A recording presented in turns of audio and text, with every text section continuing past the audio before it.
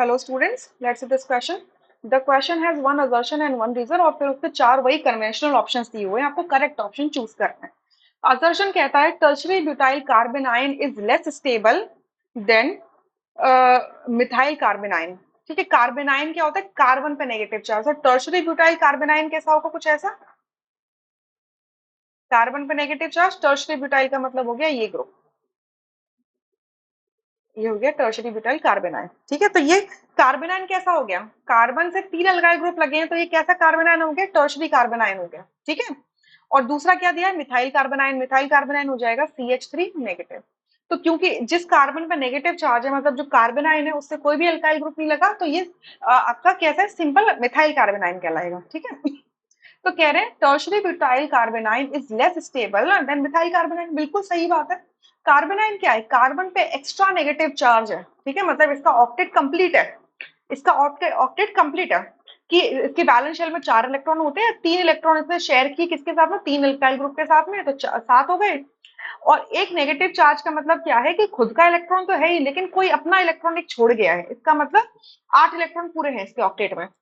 But octet तो complete है, but negative charge मतलब एक्स्ट्रा इलेक्ट्रॉन होने की वजह से ये इलेक्ट्रॉन रिच है.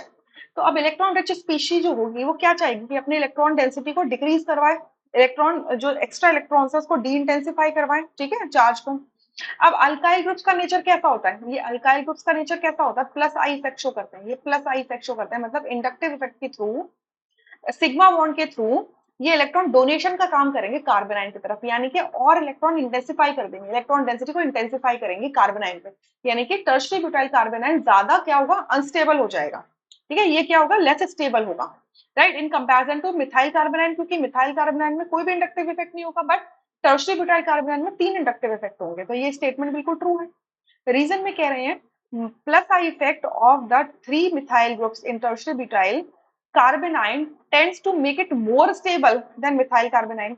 अब देखो, ये तो बात इन्होंने सही बोल दी कि आपका जो रीजन है उसके अंदर प्लस आई इफेक्ट मेंशन किया है कि हाँ प्लस आई इफेक्ट दिखा रहे हैं तीनों अल्काइल ग्रुप्स, तीनों मिथाइल ग्रुप्स.